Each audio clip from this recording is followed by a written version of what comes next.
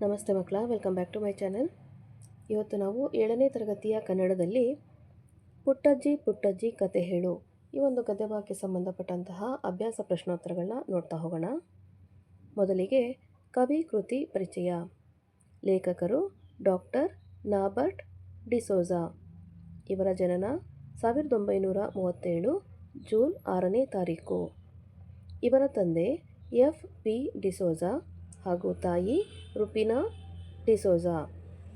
ಕೃತಿಗಳು ನೋಡಿ: 37 ಕಾದಂಬರಿಗಳು, 4 ನಾಟಕ, 28 ಮಕ್ಕಳ ಕೃತಿ, 106 ಕತೆಗಳನ್ನ ಇವರು ರಚನೆ ಮಾಡಿರ್ತಾರೆ ಮಕ್ಕಳ. ಕಾದಂಬರಿಗಳು ನೋಡಿ: ಕಾಡಿನ ಬೆಂಕಿ, ದ್ವೀಪ, ಬಳುವಳಿ, ಮುಳುಗಡೆಯ ಊರಿಗೆ ಬಂದವರು ಇವರು ರಚನೆ ಮಾಡಿರುವಂತಹ ಕಾದಂಬರಿಗಳು. ಪ್ರಶಸ್ತಿಗಳನ್ನ ನೋಡ್ತಾ ಹೋಗೋಣ. 2011ರ ಕೇಂದ್ರ ಸಾಹಿತ್ಯ ಅಕಾಡೆಮಿಯ ಬಾಲ ಸಾಹಿತ್ಯ ಪುರಸ್ಕಾರ, ಕರ್ನಾಟಕ ಸಾಹಿತ್ಯ ಅಕಾಡೆಮಿ ಪ್ರಶಸ್ತಿ, ಗುಲ್ವಾಡಿ ವೆಂಕಟರಾವ್ ಪ್ರಶಸ್ತಿ, ಕರ್ನಾಟಕ ರಾಜ್ಯೋತ್ಸವ ಪ್ರಶಸ್ತಿ, ಮಂಗಳೂರು ಸಂದೇಶ ಪ್ರಶಸ್ತಿ, ನವದೆಹಲಿ ಕಥಾ ಪ್ರಶಸ್ತಿ, ಪುತ್ತೂರು ನಿರಂಜನ ಸಾಹಿತ್ಯ ಪ್ರಶಸ್ತಿ ಹಾಗೂ 2014ರ ಮಡಿಕೇರಿಯ ಕನ್ನಡ ಸಾಹಿತ್ಯ ಸಮ್ಮೇಳನದ ಅಧ್ಯಕ್ಷರು ಸಹ ಇವರಾಗಿರ್ತಾರೆ ಮಕ್ಕಳ. ನೆಕ್ಸ್ಟ್ ನೋಡಿ, ಅಭ್ಯಾಸದಲ್ಲಿರುವಂತಹ ಪ್ರಶ್ನೋತ್ತರಗಳನ್ನ ನೋಡ್ತಾ ಹೋಗೋಣ. ಈಗ ಮೊದಲಿಗೆ ಕೊಟ್ಟಿರುವ ಪ್ರಶ್ನೆಗಳಿಗೆ ಒಂದು ವಾಕ್ಯದಲ್ಲಿ ಉತ್ತರಿಸಿ. ಪ್ರಶ್ನೆ 1: ಪುಟ್ಟಜ್ಜಿಯ ಬಳಿ ಹುಡುಗ ಯಾವ ಕತೆ ಹೇಳಬೇಕೆಂದು ಕೇಳಿದನು? ಉತ್ತರ: ಹಾಡ್ಗತೆ. ಪುಟ್ಟಜ್ಜಿಯ ಬಳಿ ಹುಡುಗ ಹಾಡ್ಗತೆ ಹೇಳಬೇಕೆಂದು ಕೇಳಿದನು. ಪ್ರಶ್ನೆ 2: ಯುವಕ ಮನೆಯ ಮುಂದೆ ಏನು ಮಾಡಿದನು? ಉತ್ತರ: ಯುವಕ ಮನೆಯ ಮುಂದೆ ತೋಟ ಮಾಡಿದನು. ಪ್ರಶ್ನೆ 3: ಜಿಂಕೆಯ ಕುತ್ತಿಗೆಯಲ್ಲಿ ಏನಿತ್ತು? ಉತ್ತರ: ಜಿಂಕೆಯ ಕುತ್ತಿಗೆಯಲ್ಲಿ ಗೆಜ್ಜೆ ಇತ್ತು. ಪ್ರಶ್ನೆ 4: ಹುಲಿ ಸೋತು ಏನು ಮಾಡಿತು? ಉತ್ತರ: ಹುಲಿ ಸೋತು ಪಲಾಯನ ಪಠಿಸಿತು. ಪ್ರಶ್ನೆ 5: ಯುವತಿ ಕರೆದುಕೊಂಡು ಹೋಗುತ್ತೇನೆ ಎಂದಾಗ ಚುಕ್ಕಿ ಏನು ಮಾಡಿತು? ಉತ್ತರ: ಚುಕ್ಕಿ ಯುವತಿ ಮನೆಯೊಳಗೆ ಅವಿತುಕೊಂಡಿತು. ಯುವತಿ ಕರೆದುಕೊಂಡು ಹೋಗಲು ಬಂದಾಗ ಚುಕ್ಕಿ ಯುವತಿಯ ಮನೆಯೊಳಗೆ ಅಡಗಿಕೊಂಡಿತು. ಪ್ರಶ್ನೆ 6: ಹಳ್ಳದ ದಂಡೆಯ ಮೇಲಿನ ಊರು ಏನಾಯಿತು? ಉತ್ತರ: ಹಳ್ಳದ ದಂಡೆಯ ಮೇಲಿನ ಊರು ಬೆಳೆಯಿತು. ನೆಕ್ಸ್ಟ್ ಹೆಡಿಂಗ್ ನೋಡಿ ಮಕ್ಕಳ. ಕೊಟ್ಟಿರುವ ಪ್ರಶ್ನೆಗಳಿಗೆ 2-3 ವಾಕ್ಯಗಳಲ್ಲಿ ಉತ್ತರಿಸಿ. ಪ್ರಶ್ನೆ 1: ಹಳ್ಳ ಹರಿದು ಊರ ಜನರನ್ನು ಏನು ಮಾಡಿದೆ? ಉತ್ತರ: ಊರ ಜನರ ಪೊರೆದಿದೆ. ಹಳ್ಳ ಹರಿದು ಊರ ಜನರನ್ನು ಪೊರೆದಿದೆ. ಪ್ರಶ್ನೆ 2: ಯುವಕ ಹಳ್ಳದ ಬಳಿಗೆ ಬಂದು ಏನು ಮಾಡಿದನು? ಉತ್ತರ: ಯುವಕ ಹಳ್ಳದ ಬಳಿ ಬಂದು ಅಲ್ಲಿಯೇ ಉಳಿಯೋ ಯೋಚನೆ ಮಾಡಿ ಮನೆ ಕಟ್ಟಿ ಮನೆ ಮುಂದೆ ಹೂದೋಟ ಮಾಡಿದ ಅಥವಾ ತೋಟ ಮಾಡಿದ. ಪ್ರಶ್ನೆ 3: ಹುಲಿ ಮತ್ತು ಯುವಕನ ನಡುವೆ ನಡೆದ ಸಂಭಾಷಣೆ ಏನು? ಉತ್ತರ: ಏ ಯುವಕ, ಈ ಜಿಂಕೆ ನನ್ನ ಆಹಾರ. ನೀನು ಇದಕ್ಕೆ ರಕ್ಷಣೆ ನೀಡಿದರೆ ಅದು ಅರಣ್ಯ ನಿಯಮಕ್ಕೆ ವಿರೋಧವಾಗುತ್ತದೆ ಎಂದಿತು ಹುಲಿ. ನೋಡು, ಇದು ಅರಣ್ಯದ ಜಿಂಕೆಯಲ್ಲ, ಯಾರೋ ಸಾಕಿದ ಪ್ರಾಣಿ. ಇದರ ಕುತ್ತಿಗೆಯಲ್ಲಿ ಗೆಜ್ಜೆ ಇದೆ. ಅರಣ್ಯದ ಪ್ರಾಣಿಯನ್ನು ಕೊಂದು ತಿನ್ನಲು ನಿನಗೆ ಅಧಿಕಾರವಿದೆ. ಆದರೆ ಹೀಗೆ ಯಾರೋ ಸಾಕಿದ ಪ್ರಾಣಿಯನ್ನು ಕೊಲ್ಲಲು ನಿನಗೆ ಅಧಿಕಾರವಿಲ್ಲ. ನಾನು ಇದನ್ನು ಬಿಟ್ಟುಕೊಡುವುದಿಲ್ಲ ಎಂದು ಆ ಯುವಕ ಹುಲಿಗೆ ಉತ್ತರ ನೀಡಿದ. ಪ್ರಶ್ನೆ 4: ಜಿಂಕೆಯನ್ನು ನೋಡಿದ ಯುವತಿ ಏನು ಮಾಡಿದಳು? ಉತ್ತರ: ಜಿಂಕೆಯನ್ನು ನೋಡಿದ ಯುವತಿ ಜಿಂಕೆಯ ಮುಖಕ್ಕೆ ತನ್ನ ಮುಖ ತಾಕಿಸಿ ಅಳುತ್ತಿದ್ದಳು. ಪ್ರಶ್ನೆ 5 ನೋಡಿ ಮಕ್ಕಳ. ಯುವಕ ಚುಕ್ಕಿಯ ಬಗೆಗೆ ಯುವತಿಗೆ ಏನು ಹೇಳಿದನು? ಉತ್ತರ: ಯುವಕ ತಾನು ಚುಕ್ಕಿಯನ್ನು ಉಳಿಸಿದ ಕತೆ ಹೇಳಿ ತನಗೂ ಹುಲಿಗೂ ಜಗಳವಾದಾಗ ಚುಕ್ಕಿ ಮದ್ದು ಮಾಡಿದ್ದನ್ನು ಹೇಳಿದ. ನೆಕ್ಸ್ಟ್ ಹೆಡಿಂಗ್ ನೋಡಿ. ಈ ವಾಕ್ಯಗಳನ್ನು ಯಾರು ಯಾರಿಗೆ ಹೇಳಿದರು ಎಂಬುದನ್ನು ಬರೆಯಿರಿ. ಮೊದಲನೇದಾಗಿ, ಯಾವುದಾದರೊಂದು ಹಾಡ್ಗತೆ ಹೇಳು. ವಾಕ್ಯ: ಯಾವುದಾದರೊಂದು ಹಾಡ್ಗತೆ ಹೇಳು. ಆಯ್ಕೆ: ಈ ವಾಕ್ಯವನ್ನು ಪುಟ್ಟಜ್ಜಿ ಪುಟ್ಟಜ್ಜಿ ಕತೆ ಹೇಳು ಎಂಬ ಪಾಠದಿಂದ ಆಯ್ದುಕೊಳ್ಳಲಾಗಿದೆ. ಇದನ್ನು ಹುಡುಗ ಹೇಳಿದ ಹಾಗೂ ಅಜ್ಜಿಗೆ ಹೇಳಿದ. ಯಾವಾಗ ಅಂತಂದರೆ, ಅಜ್ಜಿ ಯಾವ ತರಹದ ಕತೆ ಹೇಳಲಿ ಎಂದು ಹುಡುಗನನ್ನು ಕೇಳಿದಾಗ ಈ ಮೇಲಿನ ವಾಕ್ಯವನ್ನು ಹೇಳುತ್ತಾನೆ. ನೋಡಿ, ಎರಡನೇದಾಗಿ, ಏ ಯುವಕ, ಈ ಜಿಂಕೆ ನನ್ನ ಆಹಾರ. ಆಯ್ಕೆ: ಈ ವಾಕ್ಯವನ್ನು ಪುಟ್ಟಜ್ಜಿ ಪುಟ್ಟಜ್ಜಿ ಕತೆ ಹೇಳು ಎಂಬ ಪಾಠದಿಂದ ಆಯ್ದುಕೊಳ್ಳಲಾಗಿದೆ. ಹುಲಿಯು ಯುವಕನಿಗೆ ಹೇಳಿದ ಮಾತು. ಸಂದರ್ಭ: ಚುಕ್ಕಿ ಯುವಕನ ಮನೆಯೊಳಗೆ ಹೋಗಿ ಅವಿತುಕೊಂಡಾಗ ಹುಲಿಯು ಈ ಮೇಲಿನ ಮಾತನ್ನು ಹೇಳುತ್ತದೆ. ನೆಕ್ಸ್ಟ್, ಮೂರನೇದಾಗಿ, ಇದು ನಾವು ಸಾಕಿಕೊಂಡ ಜಿಂಕೆ. ಆಯ್ಕೆ: ಈ ವಾಕ್ಯವನ್ನು ಪುಟ್ಟಜ್ಜಿ ಪುಟ್ಟಜ್ಜಿ ಕತೆ ಹೇಳು ಎಂಬ ಪಾಠದಿಂದ ಆಯ್ದುಕೊಳ್ಳಲಾಗಿದೆ. ಈ ಮಾತನ್ನು ಯುವತಿಯು ಯುವಕನಿಗೆ ಹೇಳುತ್ತಾಳೆ. ಸಂದರ್ಭ: ಚುಕ್ಕಿಯನ್ನು ನೋಡಿದ ಯುವತಿ ತನ್ನ ಪರಿಚಯ ಹೇಳಿಕೊಂಡಾಗ ಈ ಮೇಲಿನ ಮಾತನ್ನು ಹೇಳುತ್ತಾಳೆ. ನೆಕ್ಸ್ಟ್ ಒನ್ ನೋಡಿ, ನಾನು ಚುಕ್ಕಿಯನ್ನು ಬಿಟ್ಟು ಇರಲಾರೆ. ಆಯ್ಕೆ: ಈ ವಾಕ್ಯವನ್ನು ಪುಟ್ಟಜ್ಜಿ ಪುಟ್ಟಜ್ಜಿ ಕತೆ ಹೇಳು ಎಂಬ ಪಾಠದಿಂದ ಆಯ್ದುಕೊಳ್ಳಲಾಗಿದೆ. ಈ ಮಾತನ್ನು ಯುವತಿ ಯುವಕನಿಗೆ ಹೇಳುತ್ತಾಳೆ. ಸಂದರ್ಭ: ಚುಕ್ಕಿಯನ್ನು ತನ್ನ ಮನೆಗೆ ಕರೆದೊಯ್ಯುತ್ತೇನೆ ಎಂದಾಗ ಯುವತಿಯು ಈ ಮೇಲಿನ ಮಾತನ್ನು ಹೇಳುತ್ತಾಳೆ. ನೆಕ್ಸ್ಟ್ ಹೆಡ್ಡಿಂಗ್ ನೋಡಿ ಮಕ್ಕಳ, ಕೆಳಗೆ ನೀಡಿರುವ ಸೂಚನೆಯಂತೆ ಉತ್ತರವನ್ನು ಬರೆಯಿರಿ. ಮೊದಲನೇದಾಗಿ, ಈ ಪಾಠದಲ್ಲಿ ಬಂದಿರುವ ಪ್ರಾಣಿಗಳ ಹೆಸರನ್ನು ಪಟ್ಟಿ ಮಾಡಿ. ಉತ್ತರ: ಜಿಂಕೆ, ಹುಲಿ, ಚಿರತೆ, ಆನೆ ಹಾಗೂ ಕಾಡುಕೋಣ. ಇವಿಷ್ಟು ಈ ಪಾಠದಲ್ಲಿ ಬಂದಿರುವಂತಹ ಪ್ರಾಣಿಗಳ ಹೆಸರು. ಎರಡನೇದಾಗಿ, ಈ ಪಾಠದಲ್ಲಿ ಬಂದಿರುವ ವ್ಯಕ್ತಿಗಳ ಹೆಸರನ್ನು ಪಟ್ಟಿ ಮಾಡಿ. ಉತ್ತರ: ಹುಡುಗ, ಪುಟ್ಟಜ್ಜಿ, ಯುವಕ ಹಾಗೂ ಯುವತಿ. ನೆಕ್ಸ್ಟ್, ಮೂರನೇದಾಗಿ, ಅಜ್ಜಿ ಮತ್ತು ಕತೆ ಹೇಳುವ ಹುಡುಗನ ಸಂಭಾಷಣೆಯನ್ನು ಬರೆಯಿರಿ. ಉತ್ತರ: ಕತೆ ಕೇಳುವ ಹುಡುಗ ಪುಟ್ಟಜ್ಜಿ ಪುಟ್ಟಜ್ಜಿ ಕತೆ ಹೇಳು ಅಂದರೆ, ಪುಟ್ಟಜ್ಜಿ ಬಾ ಮಗ ಹೇಳ್ತೀನಿ, ಒಳ್ಳೆದೊಂದು ಕತೆಯ, ಯಾವ ಕತೆ ಹೇಳಲಿ ಅಂದಾಗ ಹುಡುಗ ಹಾಡ್ಗತೆ ಹೇಳು ಅಂದನು. ಈ ರೀತಿಯಾದಂತಹ ಸಂಭಾಷಣೆ ಅಜ್ಜಿ ಮತ್ತು ಹುಡುಗನ ನಡುವೆ ನಡೆಯುತ್ತೆ. ನೆಕ್ಸ್ಟ್ ನೋಡಿ ಮಕ್ಕಳ, ಪ್ರಶ್ನೆ 4. ಯುವಕ ಮತ್ತು ಯುವತಿಯ ನಡುವೆ ನಡೆದ ಸಂಭಾಷಣೆಯನ್ನು ಬರೆಯಿರಿ. ಉತ್ತರ: ಯುವತಿ ಚುಕ್ಕಿ ಎಲ್ಲಿದ್ದೀಯಾ ಎಂದಾಗ ಚುಕ್ಕಿ ಹೋಗಿ ಯುವತಿಯನ್ನು ಸೇರಿದಾಗ ಯುವತಿ ತನ್ನ ಪರಿಚಯ ಹೇಳಿಕೊಂಡಳು. ಆಗ ಯುವಕ ಚುಕ್ಕಿಯನ್ನು ಉಳಿಸಿದ ಕತೆ ಮತ್ತು ಅದು ತನಗೆ ಮದ್ದು ಮಾಡಿದ ಕತೆಯನ್ನು ಹೇಳಿದ. ಆಗ ಯುವತಿ ಚುಕ್ಕಿಯನ್ನು ಮನೆಗೆ ಕರೆದುಕೊಂಡು ಹೋಗುತ್ತೇನೆ ಎಂದಾಗ ಯುವಕ ಅದಕ್ಕೆ ಒಪ್ಪದೆ ಇಬ್ಬರೂ ಅಲ್ಲಿಯೇ ಉಳಿದರು. ಆಗ ಹಳ್ಳದ ಊರು ಬೆಳೆಯಿತು. ನೆಕ್ಸ್ಟ್ ಹೆಡ್ಡಿಂಗ್ ನೋಡಿ, ಕೆಳಗಿನ ಪದಗಳಿಗೆ ಅರ್ಥವನ್ನು ಬರೆಯಿರಿ. ಪೊರೆ ಅಂದರೆ ಕಾಪಾಡು ಅಥವಾ ರಕ್ಷಿಸು. ಪ್ರಾಣಿಗಿಂಡಿ ಅಂದರೆ ಪ್ರಾಣಿಗಳು ಕಾಡಿನಲ್ಲಿ ನೀರು ಕುಡಿಯಲು ಮಾಡಿಕೊಂಡಂತಹ ಗಿಂಡಿ. ಭಯ ಅಂದರೆ ಹೆದರಿಕೆ ಹಾಗೂ ಭೀತಿ. ತೊಗಟೆ ಅಂದರೆ ಚರ್ಮ ಹಾಗೂ ಸಿಪ್ಪೆ. ಮದ್ದು ಎಂದರೆ ಔಷಧಿ. ಯಾವತ್ತಾರ ಅಂತಂದರೆ ಯಾವತ್ತಾದರೂ. ನೆಕ್ಸ್ಟ್ ಹೆಡ್ಡಿಂಗ್ ನೋಡಿ ಮಕ್ಕಳ, ಹೊಂದಿಸಿ ಬರೆಯಿರಿ. ಆ ಪಟ್ಟಿಯಲ್ಲಿರುವಂಥ ಇನ್ಫಾರ್ಮೇಷನ್ನ ಬ ಪಟ್ಟಿ ಜೊತೆಗೆ ಹೊಂದಿಸ್ಕೋಬೇಕಾಗತ್ತೆ. ಮೊದಲನೇದಾಗಿ, ಪುಟ್ಟಜ್ಜಿ. ಇದಕ್ಕೆ ಸರಿಯಾದ ಆಯ್ಕೆ ಕತೆ. ಪುಟ್ಟಜ್ಜಿ ಕತೆ. ಕಾಡು. ಸರಿಯಾದ ಉತ್ತರ ಹುಲಿ, ಚಿರತೆ, ಕಾಡುಕೋಣ. ಕಾಡು ಅಂತಂದರೆ ಹುಲಿ, ಚಿರತೆ ಹಾಗೂ ಕಾಡುಕೋಣ. ಚುಕ್ಕಿ ಅಂತಂದರೆ ಒಂದು ಜಿಂಕೆಯ ಹೆಸರಾಗಿರುತ್ತೆ. ಸೊ ಚುಕ್ಕಿ ಅಂತಂದರೆ ಜಿಂಕೆ. ಮದ್ದು. ಮದ್ದು ಅಂತಂದರೆ ಸೊಪ್ಪು, ಸದೆ, ಬೇರು ಹಾಗೂ ತೊಗಟೆ. ಮದ್ದು ಅಂತಂದರೆ ಸೊಪ್ಪು, ಸದೆ, ಬೇರು ಹಾಗೂ ತೊಗಟೆ. ಹಳ್ಳದ ದಂಡೆ.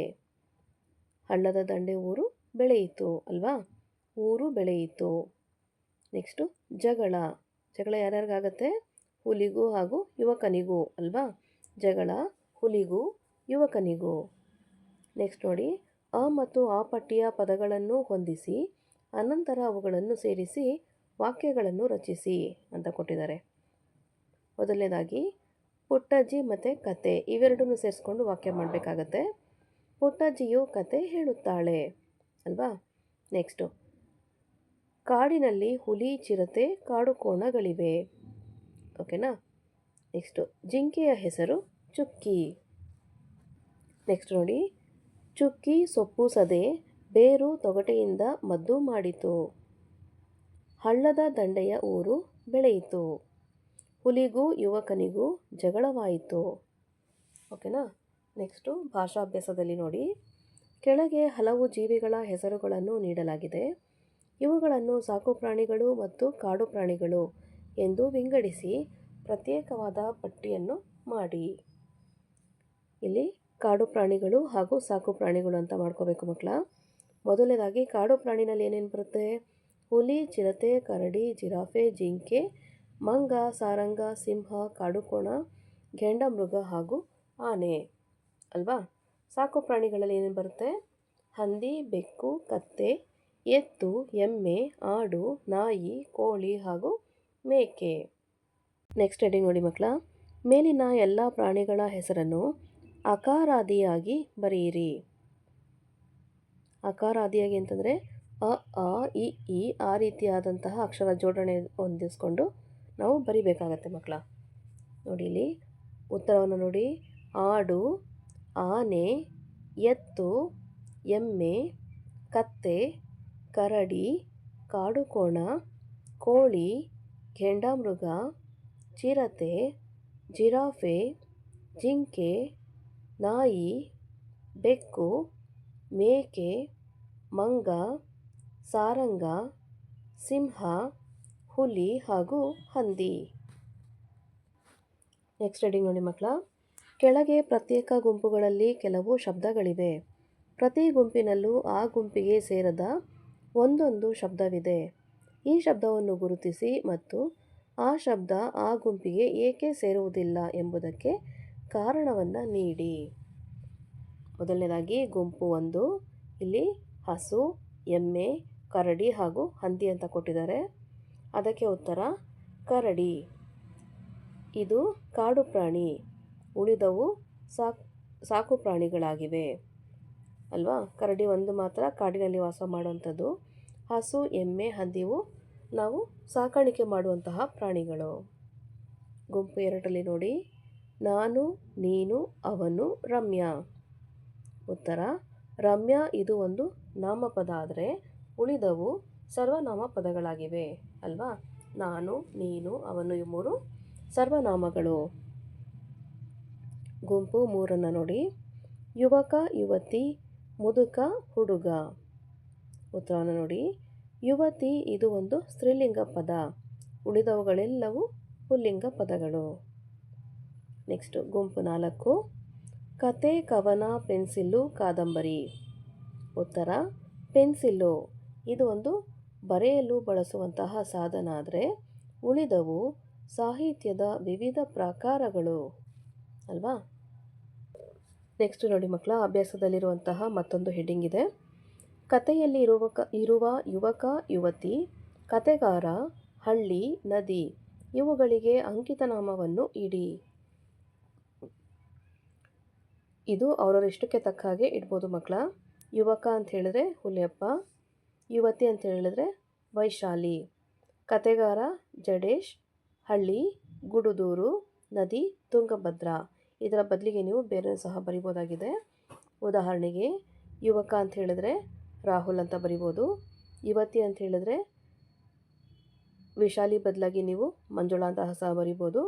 ಕತೆಗಾರ ಅಂತ ಹೇಳಿದ್ರೆ ಬೇರೆ ಯಾವುದಾದ್ರೂ ಕತೆಗಾರರ ಹೆಸರನ್ನ ನೀವು ಬರಿಬೋದಾಗಿದೆ. ಹಳ್ಳಿ ಅಂದರೆ ನೀವು ಯಾವ ಊರಲ್ಲಿ ವಾಸ ಮಾಡ್ತೀರಾ ಆ ಹಳ್ಳಿ ಬರಿಬೋದು. ಉದಾಹರಣೆ ಅಂತ ಹೇಳಿದ್ರೆ ಮಲ್ಲತ್ತಹಳ್ಳಿ ಅಂತ ಬರಿಬೋದು. ನದಿ ತುಂಗಭದ್ರಾ ಇದೆ, ನೇತ್ರಾವತಿ ಇದೆ ಅಲ್ವಾ. ಯಾವ ನದಿ ಬೇಕಾದ್ರೂ ಬರಿಬೋದಾಗಿದೆ ಮಕ್ಕಳ.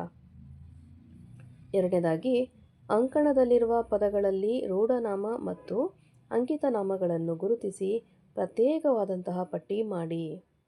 ಇಲ್ಲಿ ಅಟ್ಟ, ಅಮರ್, ಅತ್ತೆ, ಅಕ್ಕಿ, ಅರುಣ್, ಅಜ್ಜಿ, ಆಟ, ಆಡು, ಆರತಿ, ಆಕಾರ, ಊಟ, ಊರ್ವಶಿ, ಉಪ್ಪು, ಓತಿಕೇತ, ಕಮಲ, ಕಪಿಲ್, ಕೋತಿ, ಗಂಟೆ, ಗಣೇಶ್, ಸಮೀರ್, ಸ್ವರೂಪ್, ಸಂತೆ, ಫಾತಿಮಾ, ಇಕ್ಬಾಲ್, ಬೆಂಚು ಶಾಂತಿ ಬೆಂಚು ಬೇರೆ ಶಾಂತಿ ಬೇರೆ ಸಪ್ರೇಟ್ ಆಗಿದೆ ಮಕ್ಕಳ. ವಿಜಯ, ಪುಸ್ತಕ, ಕಾವ್ಯ ಹಾಗೂ ಕವಿ. ಇದಿಷ್ಟು ಪದಗಳಲ್ಲಿ ಬರುವಂತಹ ಅಂಕಿತನಾಮವನ್ನು ಸಪ್ರೇಟ್ ಮಾಡಬೇಕು, ರೂಢನಾಮವನ್ನು ಸಪ್ರೇಟ್ ಮಾಡಬೇಕು ಮಕ್ಕಳ. ಓಕೆನಾ?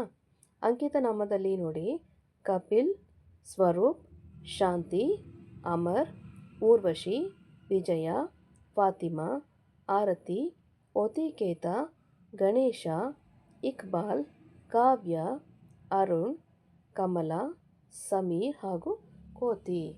ಇವಿಷ್ಟು ಅಂಕಿತನಾಮಗಳಲ್ಲಿ ಬರುವಂತಹ ಪದಗಳು. ರೂಢನಾಮದಲ್ಲಿ ನೋಡಿ, ಅಟ್ಟ, ಅಜ್ಜಿ, ಊಟ, ಆಟ, ಸಂತೆ, ಅತ್ತೆ, ಆಡು, ಉಪ್ಪು, ಗಂಟೆ, ಪುಸ್ತಕ, ಅಕ್ಕಿ, ಆಕಾರ, ಬೆಂಚು ಹಾಗೂ ಕವಿ. ಇವಿಷ್ಟು ರೂಢನಾಮದಲ್ಲಿ ಬರುವಂತಹ ಪದಗಳು. ನೆಕ್ಸ್ಟ್ ಹೆಡಿಂಗ್ ನೋಡಿ ಮಕ್ಕಳ. ಕೆಳಗಿನ ಪದಗಳಲ್ಲಿ ರೂಢನಾಮ ಮತ್ತು ಸರ್ವನಾಮಗಳನ್ನು ಗುರುತಿಸಿ ಪಟ್ಟಿ ಮಾಡಿ. ನೋಡಿ, ಪದಗಳನ್ನ ನೀವು ಓದ್ಕೊಳ್ಳಿ ಮಕ್ಕಳ. ರೂಢನಾಮದಲ್ಲಿ ಅಜ್ಜ, ಆಡು ಹಾಗೂ ಬೆಳಗು ಅಂತ ಬಂದರೆ, ಸರ್ವನಾಮಗಳಲ್ಲಿ ನಾನು, ತಾವು, ಅವಳು, ನಾವು, ಅದು, ಅವನು, ನೀನು, ಅವರು, ಅವಳು, ಅವನು, ಅವು, ನೀವು. ಇವಿಷ್ಟು ಸರ್ವನಾಮದಲ್ಲಿ ಬರುವಂತಹ ಪದಗಳಾಗಿವೆ. ನೆಕ್ಸ್ಟ್ ಹೆಡಿಂಗ್ ನೋಡಿ ಮಕ್ಕಳ. ಕೆಳಗಿನ ವಾಕ್ಯಗಳಲ್ಲಿ ಕಾಣುವ ಸರ್ವನಾಮಗಳ ಬದಲಿಗೆ ನಿಮಗಿಷ್ಟವಾದ ಹೆಸರಿಟ್ಟು ವಾಕ್ಯವನ್ನು ರಚನೆ ಮಾಡಬೇಕಾಗತ್ತೆ. ಮೊದಲನೇದಾಗಿ, ನಾನು 7ನೇ ತರಗತಿಯ ವಿದ್ಯಾರ್ಥಿ. ಉತ್ತರ ಏನಾಗಿರುತ್ತೆ? ಸುರೇಂದ್ರ 7ನೇ ತರಗತಿಯ ವಿದ್ಯಾರ್ಥಿ ಅಥವಾ ಸುರೇಶ 7ನೇ ತರಗತಿಯ ವಿದ್ಯಾರ್ಥಿ. ನಿಮಗೆ ಯಾವ ಸರ್ವನಾಮ ಅಥವಾ ಯಾರೋ ಹೆಸರು ಇಷ್ಟ ಆಗುತ್ತೋ ಆ ಹೆಸರನ್ನ ಇಟ್ಕೊಂಡು ನೀವು ವಾಕ್ಯವನ್ನು ರಚನೆ ಮಾಡ್ಬೋದಾಗಿದೆ ಮಕ್ಕಳ. ಓಕೆನಾ? ನೀನು 8ನೇ ತರಗತಿಯಲ್ಲಿ ಓದುತ್ತಿ. ಉತ್ತರ, ಶಿಲ್ಪ 8ನೇ ತರಗತಿಯಲ್ಲಿ ಓದುತ್ತಾಳೆ. ನೆಕ್ಸ್ಟು, ನಾವು ಸಂಜೆಯ ವೇಳೆ ಆಡುತ್ತೇವೆ. ಉತ್ತರ ಏನಾಗಿರುತ್ತೆ? ರಾಜ, ರಾಜಶೇಖರ ಮತ್ತು ದುರ್ಗಾ ಪ್ರಸಾದ್ ಮತ್ತು ನಾನು ಸಂಜೆಯ ವೇಳೆಯಲ್ಲಿ ಆಡುತ್ತೇವೆ. ನೀವು ನಿಮ್ಮ ಗೆಳೆಯರ ಹೆಸರನ್ನು ಸಹ ಇಲ್ಲಿ ಬರಿಬೋದಾಗಿದೆ ಮಕ್ಕಳ. ನೆಕ್ಸ್ಟು, ಅವನು ನನ್ನ ಸ್ನೇಹಿತ. ಉತ್ತರ, ವಿಜಯ ನನ್ನ ಸ್ನೇಹಿತ. ಅವಳು ನನ್ನ ತಂಗಿ. ಉತ್ತರ, ಸೋನಿ ನನ್ನ ತಂಗಿ. ನೆಕ್ಸ್ಟ್ ನೋಡಿ, ಅವರು ನನ್ನ ತಂದೆ. ಪ್ರಜ್ವಲ್ ನನ್ನ ತಂದೆ. ಅದು ಹಣ್ಣನ್ನು ತಿನ್ನುತ್ತದೆ. ಉತ್ತರ, ಗಿಳಿ ಹಣ್ಣನ್ನು ತಿನ್ನುತ್ತದೆ. ಅವು ಕಾಳನ್ನು ತಿನ್ನುತ್ತವೆ. ಉತ್ತರ, ಗುಬ್ಬಿಗಳು ಕಾಳನ್ನು ತಿನ್ನುತ್ತವೆ. ಮಕ್ಕಳ, ಇಲ್ಲಿಗೆ 7ನೇ ತರಗತಿಯ ಕನ್ನಡದಲ್ಲಿ ಪುಟ್ಟಜ್ಜಿ ಪುಟ್ಟಜ್ಜಿ ಕತೆ ಹೇಳು ಈ ಒಂದು ಗದ್ಯ ಭಾಗಕ್ಕೆ ಸಂಬಂಧಪಟ್ಟಂತಹ ಎಲ್ಲ ಅಭ್ಯಾಸ ಪ್ರಶ್ನೋತ್ತರಗಳು ಮುಕ್ತಾಯಗೊಂಡಿವೆ ಮಕ್ಕಳ. ಈ ಒಂದು ವಿಡಿಯೋ ನಿಮಗೆ ಇಷ್ಟ ಆದಲ್ಲಿ ದಯವಿಟ್ಟು ನಮ್ಮ ಚಾನೆಲ್ನ ಲೈಕ್ ಮಾಡಿ, ಶೇರ್ ಮಾಡಿ, ಸಬ್ಸ್ಕ್ರೈಬ್ ಮಾಡಿಕೊಂಡು ನಾವು ಹಾಕುವಂಥ ಎಲ್ಲ ವಿಡಿಯೋನ ನೋಡ್ತಾ ನಮ್ಮನ್ನು ಎನ್ಕರೇಜ್ ಮಾಡ್ತಾ ಹೋಗಿ ಮಕ್ಕಳ. Thank you for watching. Bye bye.